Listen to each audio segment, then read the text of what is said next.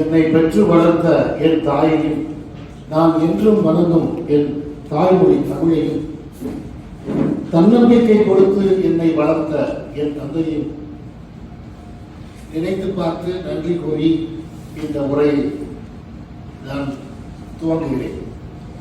சென்றேன், முயன்றேன், வென்றேன் என்ற தலைப்பில் பேச அழைத்த போது இது ஒரு பணி ஓய்வு கொடுக்கக்கூடிய ஒரு விஷயமாக நான் பார்த்தேன். வென்றேன் என்று நான் நினைக்கவில்லை. நான் நினைப்பது முயன்றேன், விழுந்தேன், மீண்டும் முயன்றேன், மீண்டும் விழுந்தேன், மீண்டும் முயன்றேன், வென்று கொண்டே இருக்கேன், வெல்வேன், தொடர்ந்து வெல்வேன், இறுதி மூச்சு வரை வெல்வேன். இதை ஒட்டித்தான் நான் என்னுடைய உரை நிகழ்த்தியிருக்கிறேன்.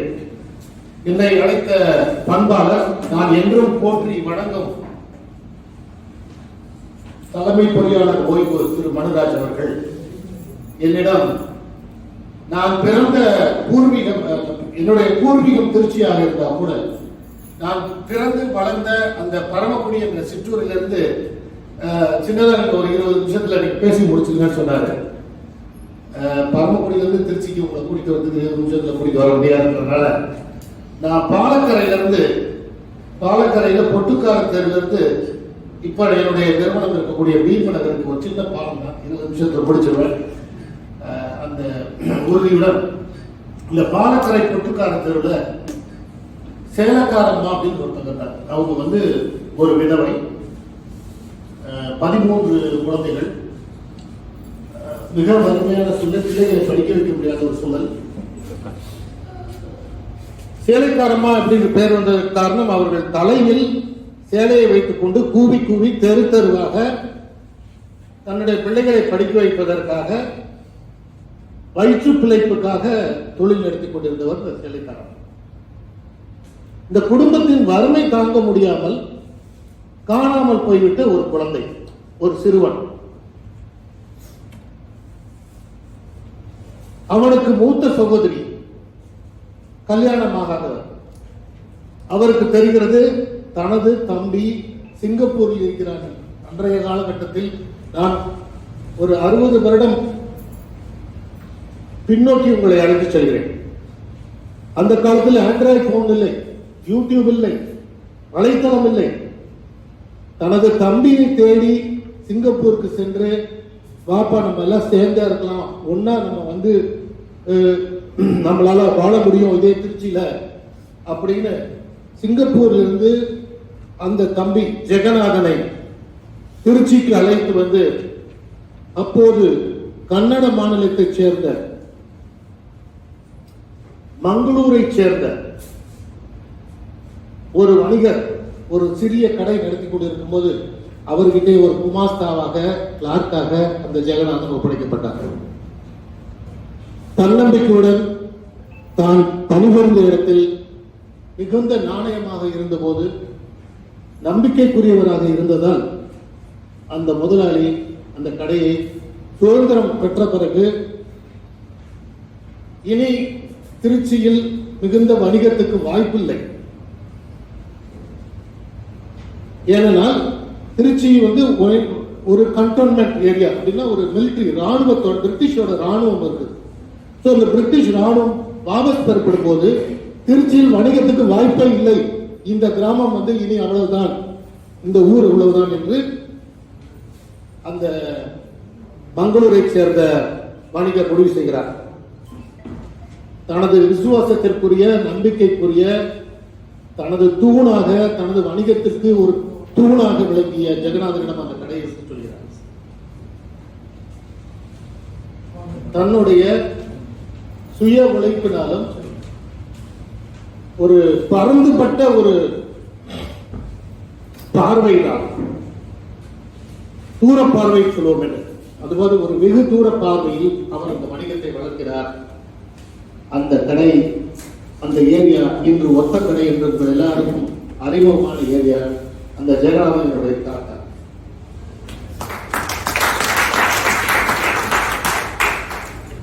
பெரியவர்கள் நமக்கு கொடுக்கக்கூடிய ஆசீர்வாதம், பெரியவர்கள் வாழ்ந்து காட்டிய வழிமுறைகள் நமக்கு தன்னம்பிக்கையை தருகிறது.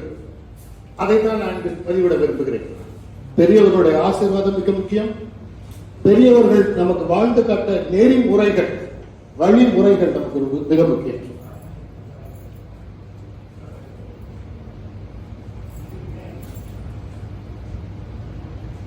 காலத்தின் சூழல் காரணமாக எனது தந்தையார் மத்திய அரசு பணியில பரமக்குடியில வேலைக்கு போகும்போது அங்க எங்களுக்கு ஒரு மிகப்பெரிய, நான் பிறந்து வளர்ந்த சூழ்நிலையில ஒரு பெரிய வாய்ப்புகளோ, எந்த கல்லூரியில் படிக்கலாம், எந்த பள்ளியில் படிக்கலாம் அப்படி தெரியாத போது இறை அருள் எனது குடும்பத்திற்கு, எனது தந்தைக்கு மிக அதிக அளவில் அறம் செய்ய விரும்பு அப்படிங்கிற ஆத்திச்சூடியில் அம்மையார் சொல்றாங்க. அதுபோல ஒரு பள்ளிக்கூடத்தை நடத்த முடியாமல் ஒருவர் திணறுகிறார். எனது தந்தையாரிடம் வந்து அதை கேட்கிறார். எனது தந்தையார் இதை சரியான நபர்களிடம் கொடுத்தால் இந்த கல்வி நிறுவனம் வளரும் என்று கிறிஸ்தவ குருமார்களிடம் இந்த பள்ளியை ஒப்படைக்கிறார். அந்த பள்ளியில் நான் படித்தேன். என் தந்தையார் எடுத்திருந்தாருன்னா அந்த பள்ளிக்கூடத்தை வாங்கியிருக்க முடியும். ஆனா அவர் வந்து யாரிடம் கொடுக்க வேண்டுமோ அதை கொடுத்தால் அது வளர்ச்சி அடைந்து இன்று ஒரு +2 வரைக்கும் இருக்கக்கூடிய மேல்நிலை கல்வி கொடுக்கக்கூடிய ஒரு 6000 மாணவர்கள் படிக்கக்கூடிய ஒரு மிகப்பெரிய பள்ளியாக அது நடந்திருக்கு. அந்த சூழலில் படித்த நான் அடுத்து என்ன படிக்கலாம் என்று யோசித்துக் கொண்டிருக்கும் போது எனது குடும்பத்திற்கும் பத்மஸ்ரீ உலகநாயகன் கமலஹாசன் அவர்களுடைய குடும்பத்திற்கும் ஒரு நல்ல பரஸ்பர உறவு இருந்தது. அதுதான் நான் பார்க்கிறேன். என்னுடைய தந்தையோட தன்னம்பிக்கை, அவர் வந்து தான் பார்த்த வேலையில சுருங்கி போயிடாம யாரை பார்த்தாலும் அவர் வந்து தைரியமாக தன்னம்பிக்கையோட அவர் வந்து அணுகுவார், பேசுவார். ஒரு தயக்கம் அவருக்கு இருக்காது, ஒரு கூச்சம் இருக்காது. நம்ம ஒரு வேலையில இருக்கிறோம், ஒரு ஒரு பெரிய அதிகாரியை போய் பார்க்கணும், பிஹெச்சியில் ஒரு ஜிஎம்ஐ போய் பார்க்கணும், இல்லை ஒரு சினிமா நடிகரை பார்க்கணும், இல்லாட்டி ஒரு எம்பியை பார்க்கணுன்றதுல எங்க அப்பாவுக்கு அது கவலையே இல்லை. நான் போய் பார்த்துருவேன், பேசுறேன். அந்த தைரியம் தான் எனக்கு அவர் போன சொத்து.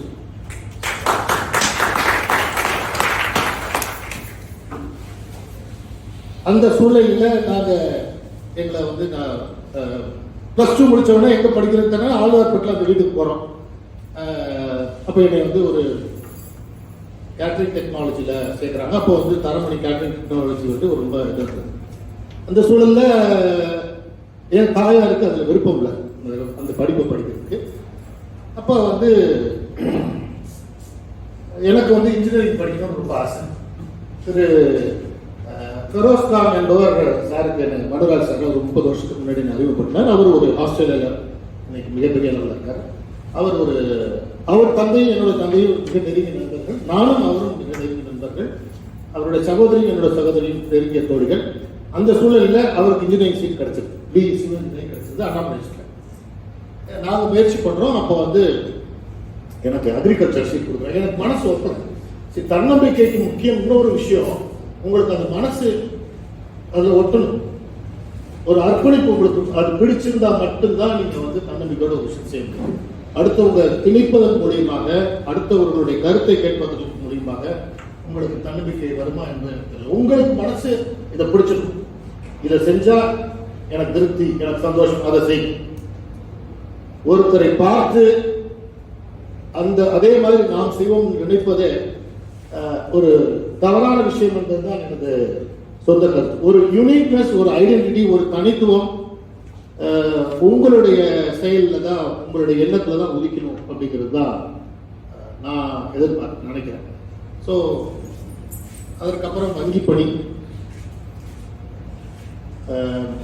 அந்த நிகழ்வுகளை திரு ஆர்டி ராமமூர்த்தி வந்திருக்காரு, இந்தியன் பேங்க் எம்ப்ளாயிஸ் யூனியனுடைய vice president. Welcome RTR. So நான் இங்கே வங்கியில் வந்து வாலாடி, புதுக்கோட்டை கல்லூரியில் படிக்கும் போது அதான் எனக்கு பிடிக்காத விஷயம் நான் இப்போ ஏன்னா எனக்கு வந்து விவசாயம்ங்கிறது வந்து நான் என்ன ஃபீல் பண்றேன்னா, எனக்கு அந்த கல்லூரியில் அப்போ வந்து சீட்டு கிடைச்சது. அப்போ 3 காலேஜ்லாம் பிஎஸ்சி அக்ரி இருந்தது. பட் நான் இன்னொருத்தருக்கு கிடைச்ச வாய்ப்பை நான் தட்டி படிச்சிட்டேன். எனக்கு பிடிக்காத விஷயத்தை பண்ணதுனால ஒரு வேளாண்மையை வந்து ரொம்ப சந்தோஷமா படிக்கணும்னு நினைக்கக்கூடிய ஒரு மாணவனுடைய வாய்ப்பை நான் தட்டி படிச்சதா நினைக்கிறேன். அக்ரி படித்தேன். படிக்கும் போதே நான் தன்னம்பிக்கையோட எல்லா படிச்சுட்டு இருக்கும் போதே நான் அப்ளை பண்ணேன். ஒரு பியூன் வேலை என் கிளாஸ்மேட்ஸ் தான் சொல்லுவாங்க. உண்மை எனக்கு ஞாபகம் இல்லை. என்னடா அவன் பிஎஸ்சி அக்ரி படிச்சுட்டு கெசட் ஆஃபீஸர் பச்சை இங்கில் கைக்கு போட வேண்டியது ஒரு அரசு அதிகாரத்தில் வர வேண்டிய இவன் வந்து பியூன் வேலைக்கெல்லாம் அப்ளை பண்றான்டா அப்படி கிண்டல் பண்ணுவாங்க. அதுக்கு காரணம் ரயில்வேல எங்களுக்கு அப்பாவுக்கு இருந்த பாஸ். அந்த ரயில்வேல வந்து 3 மாசத்துக்கு அந்த பாஸ் இருக்கிறதுனால பாம்பே டெல்லியில இன்டர்வியூ போவாங்க. சாதாரண வேலை கூட போவாங்க. இப்படி போய் தன்னம்பிக்கை எனக்குள்ள வந்து எனக்கு ரொம்ப தைரியம் ஆயிடுச்சு. பிஎஸ்சி அக்ரி முடிச்ச உடனே ஒரு வாரத்துல எனக்கு மத்திய அரசு பணி. அந்த மத்திய அரசு பணியில விவசாயிகள்கிட்ட வந்து கடலையை வாங்கி அதை வந்து கவர்மெண்ட் ஒரு பிளான்ட் போட்டு விருதாச்சலத்திலையும் திருவண்ணாமலையும் அதை எண்ணெயா மாற்றி கொடுத்தாங்க. அந்த வேலையில வந்து எனக்கு ஒப்பலை. ஏன்னா அந்த நல்ல வேலை கிடைக்கும் போது என்ன பண்ணுவாங்கன்னா வியாபாரிகள்லாம் வந்து கடலையை வந்து அந்த கடலை மூட்டையில வெயிட்டுக்கு போட்டுறதுக்காக தண்ணியெல்லாம் ஊற்றி பண்ணுவாங்க. அந்த மாதிரி ஒரு அப்கோர்ஸ் அது பணமும் கொடுப்பாங்க. அந்த மாதிரி ஒரு பணம் சம்பாதிக்கும் தீதின்றி வந்த பொருள் வாழ்த்தும். தீதின்றி அடுத்தவர்களுக்கு தீமை செய்யாத உனக்கு பொருள் வந்தால் அது உன்னை வாழ்த்தணும். ஸோ அது எனக்கு பிடிக்கல. அதனால நான் I quit that job. Then I was in பிளான்டேஷன்ஸ்ல கேரளாவில் ஏவிடி என்று அழைக்கக்கூடிய ஒரு மிகப்பெரிய நிறுவனம். கிட்டத்தட்ட 250 பணியாளர்கள் இந்த எஸ்டேட்ல, காஃபி டீ எஸ்டேட் ஆடணும். அதுல பர்சனல் சர்வன்ஸ் மட்டும் 23 வயசுல இருந்த ஒரு கல்யாணமாகாத இளைஞனுக்கு பர்சனல் சர்வன்ஸ் மட்டும் அந்த பங்களால 7 பேர் இருக்கணும். ஒருத்தர் வாட்ச்மேனு, ஒருத்தர் கார்டனர், ஒருத்தர் குக்கு. அதுல என் மனசு ஒட்டல. நீ ஏதோ ஒண்ணு சாதிக்க பிறந்தவன் அப்படின்னு எனக்கு தோணிட்டே இருக்கு. இந்த கூட்டுக்குள்ள உன்னை அடைச்சுக்காத, இந்த சிறையில விட்டு உன்னை கூட்டிக் கொள்ளாது.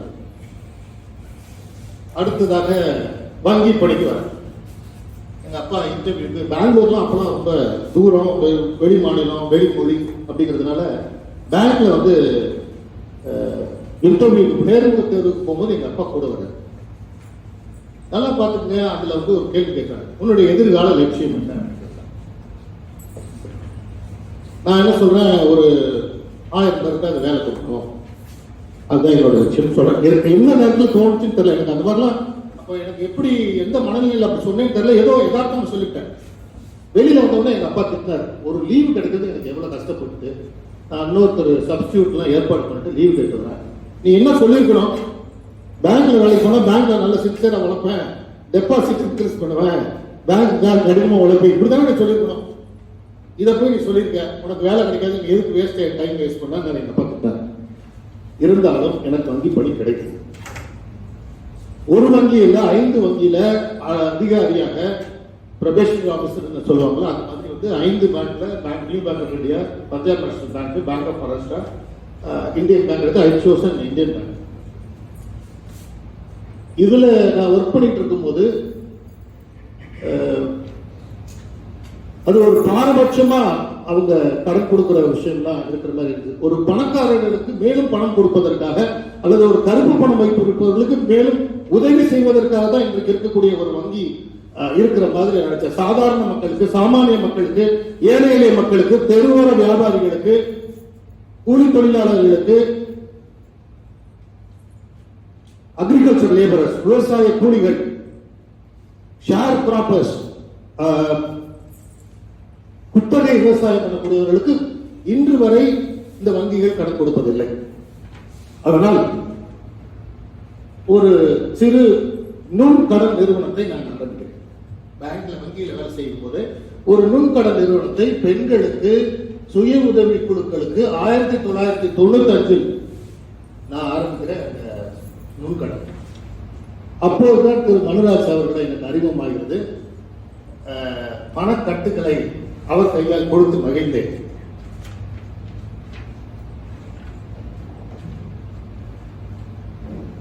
இயல்வது தரவே மனுராஜ் அவர்கள் மூலமா பண்ணது இயல்வது கரவேல்.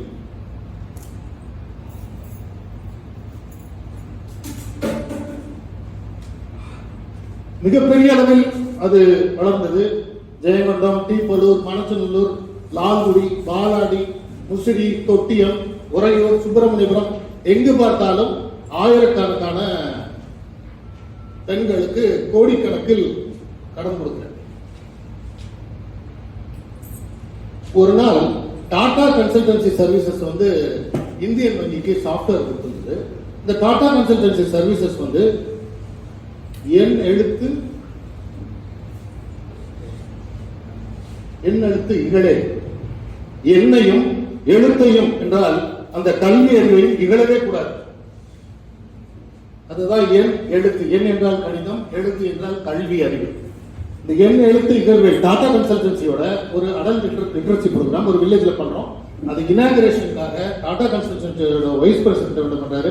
இந்தியன் பேங்க் இடியா இருந்தவர்கிட்ட இது மாதிரி ஒரு நல்ல நிறுவனம், நான் ஒரு சாதாரண அடிப்படை ஊழியர் இருக்கிறேன் இங்க, அங்க இடிக்கு வந்து இந்த இன்விடேஷன் போகுது, இடி ஃபேக்ஸ் பண்றாரு, டிஜிஎம் வந்து நீங்க வந்து ஒரு நல்ல நிகழ்ச்சிக்கு நீ போ அப்படின்னு சொல்றாரு. இன்விடேஷன் இல்லாமல், பத்திரிகை இல்லாமல், அவர் பெயர் இல்லாமல் இந்தியன் வங்கி டிசிஎம் முசிறிக்கு வருகிறார்.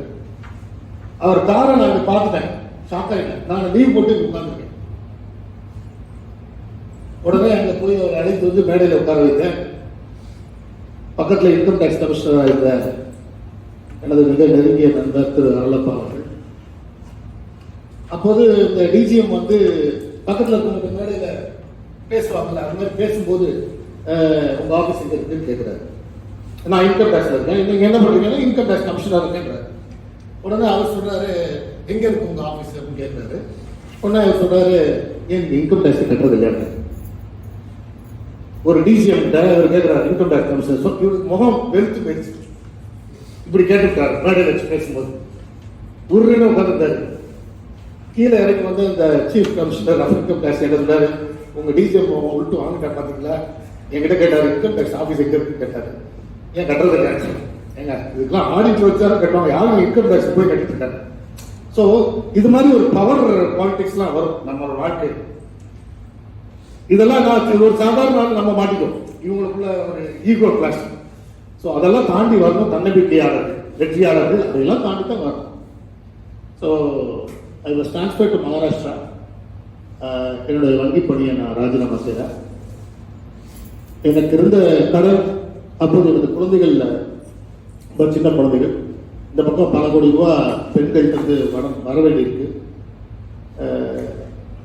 ஒரு 60,000 ரூபாய் என்னுடைய நிகர பேலன்ஸ் பேங்க்ல இருந்து 15 வருஷம் சர்வீஸ் பண்ணி எனக்கு கிடைச்சது வந்து 60,000. ஏன்னா நான் லோன்ஸ் வாங்கியிருந்தேன், கார் வாங்கியிருந்தேன். அதாவது பிசியலாஜிக்கல் நீட்ஸ் சொல்லக்கூடிய தேவை, அடிப்படை தேவைகளுக்கு அதை நான் நிவர்த்தி பண்ணிட்டேனே தவிர என்னோட நிலைமை ஒரு ரூபா காசு பண்ணி போட்டா ஜெயிப்போமா பணம் சொல்றாங்களே, அந்த பூ விழுந்தால் பூ பாதை, தலை விழுந்தால் சிங்கப்பாதை அப்படின்னு வருட மாணிக்கத்தோட நிலைமையில தான் அந்த ஆட்டோ மாணிக்கமா தான் என்னுடைய வாழ்க்கையை வந்து ஆரம்பிச்சது. அதை கூட ஒருத்தர் விளையாட்டு சொல்லும் போது, நான் மாணிக்கமா இருந்து பாட்ஷாவை மாறினவன் ஒருத்தருக்கு சொல்லும் போது அவங்க நல்லா ஃபுல்லா எல்லாத்தையுமே இப்போதைக்கு தெரிஞ்சவங்க, நீங்க மாணிக்கமும் இல்லை பாட்ஷாவும் இல்லை, நீங்க மார்க் ஆண்டனி அப்படின்னு சொன்னாங்க. மார்க் ஆண்டனி வில்லன் இல்லைங்க, வில்லத்தனமா அவசியங்க. நாங்க பைபிள்ல சொல்லியிருக்கேன். பைபிள்ல என்ன சொல்லியிருக்கேன்னா, நீங்க பாம்பு போன்று ஞானமும் புறா போன்று சமாதானமும். ஒரு மனிதன் எப்படி இருக்க வேண்டும், நீங்க ரொம்ப நல்லவங்களா மட்டும் இருக்கக்கூடாது இந்த உலகத்துல. அதுதான் என்னுடைய செகண்ட் ஆஃப் இடைவேளைக்கு அப்புறம் ஐ ஸ்டார்டட் பிசினஸ். ஏன்னா இதுல நிறைய எனக்கு இந்த கடன் கொடுத்த விஷயத்துல, அதாவது ஒருத்தருக்கு இறக்கப்படணும்னா பணமா கொடுத்துருங்க, அவ்வளவுதான். அதை கடனா கொடுக்க கூடாது. அதுதான் என்னுடைய வாழ்க்கையோட நான் சொல்ல வேண்டிய விஷயம். அறம் செய்ய விரும்பல, நான் செய்ய வேண்டியதுன்னா அறம் செய்ய விரும்பினீங்கன்னா அதை பணமா கொடுத்துருங்க. 5,000 ரூபாய் கேட்கறாங்களா, 500 ரூபா இருக்கும், 500 ரூபாய் கொடுத்துருங்க. அந்த 5,000 ரூபாய் கடனை கொடுத்தீங்கன்னா அதுக்கப்புறம் வந்து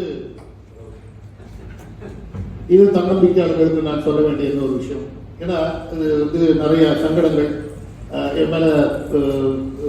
சில பெண்கள் வந்து சில ஸ்டேஷன்லாம் கம்ப்ளைண்ட் கொடுத்தாங்க, ஒரு டிஹெச்சி கூப்பிட்டு நீங்க எதுக்கு உங்களுக்கு தேவையில்லாத வேலை, நீங்க வந்து ஒரு பேங்க்ல நல்ல வேலையில இருக்கீங்க, ஒரு சமுதாயத்துல நல்ல பேர் இருக்கு, நீங்க எதுக்கு அடுத்தவங்களுக்கு போய்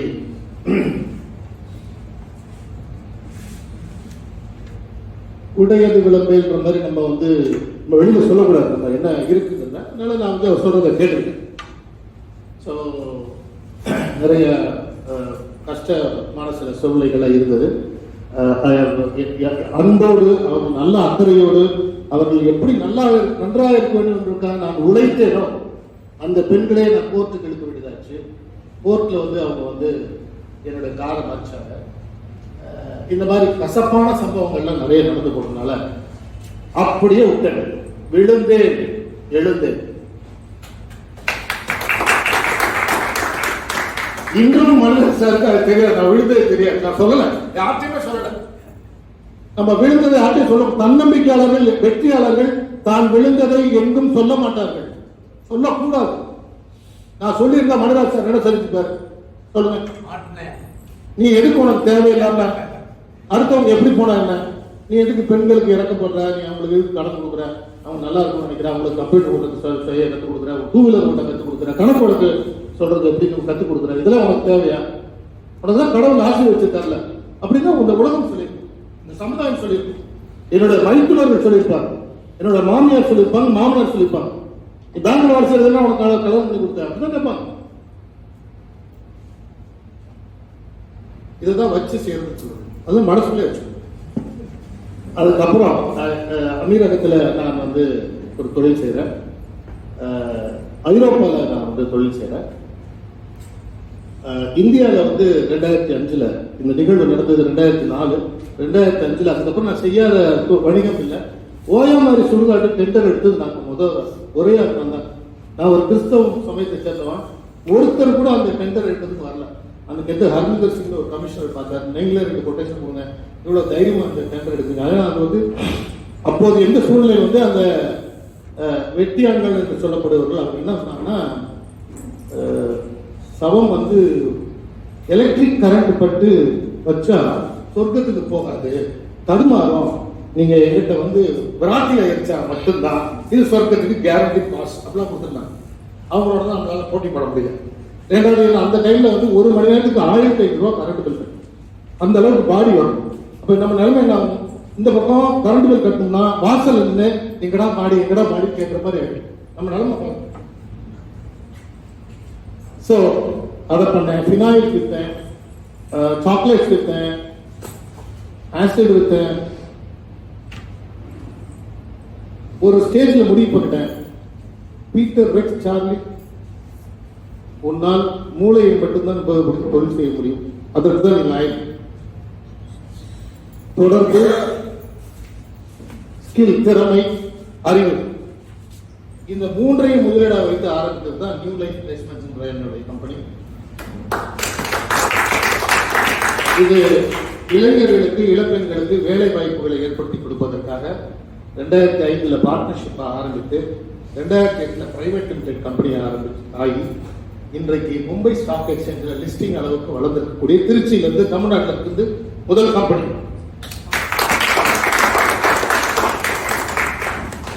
இந்த தன்னம்பிக்கைக்கான காரணம் என்ன? இன்னொருத்தர் திருச்சியிலிருந்து நியூயார்க் ஸ்டாக் எக்ஸ்சேஞ்சில் இந்த வருஷம் லிஸ்ட் பண்ணியிருக்காங்க. ஸோ நம்மளுக்கு எங்கிருந்து அந்த பொறி வருகிறது பாருங்க. இது முடியும். 1 லட்சம் ரூபாய் வணிகத்தில் ஆரம்பித்த இந்த நிறுவனம், எனது கம்பெனி, இன்று 25 கோடி ரூபாய் வணிகம் பண்ணுகிறது, வர்த்தகம் பண்ணுகிறது என்றால் பணம் தேவையில்லை ஒரு வணிகத்திற்கு.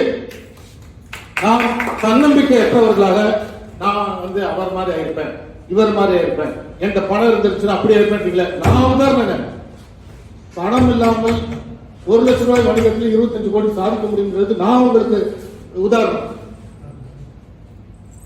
ஸோ இதுல வந்து வெளிநாட்டுகளுக்கு நம்ம வந்து வேலைகளுக்கு நம்ம வந்து செய்வதற்காக நமக்கு ஜப்பான்ல தொடர்புகள் இருக்கு, ஆஸ்திரேலியால வணிக தொடர்புகள் இருக்கு, Poland, Czechoslovakia, Romania, Croatia, Latvia, Lithuania போன்ற நாடுகள்ல வந்து we have representative offices. GCC countries-ல குவைத் இது மாதிரி பண்றோம். மாநில அரசுல இருக்கக்கூடிய 32 அரசு துறைகளுக்கு நம்ம வந்து மேன் பவர் கொடுக்குறோம். IIT மெட்ராஸ் முதற்கொண்டு நான் கூட ஐஎம்டியில் இந்திய பாசன மேலாண்மை அமைச்சோட தலைமை பொறியாளராக இயக்குநராக இருக்கும்போது அந்த ஒரு வாய்ப்பை நமக்கு கொடுத்தாங்க. அந்த மாதிரி இன்றைக்கு ஒரு 2500 அரசு தொழிலாளர்கள் ஒப்பந்த அடிப்படையில் என்னுடைய நிறுவனத்தில் அவங்க பணிபுரிகிறாங்க. அவர்களுக்கான சமூக பாதுகாப்பை நான் உறுதி செய்து கொண்டிருக்கிறேன். அவர்களுடைய இந்த கோவிட் தொற்று போது ஒரு 6 பேர் உயிரிழந்தார்கள். அவர்களுக்கான இழப்பீட்டுத் தொகை பிஎம்இஎஸ்ஐ மூலம் பெற்றுக் கொடுத்திருக்கோம். இந்த மாதிரி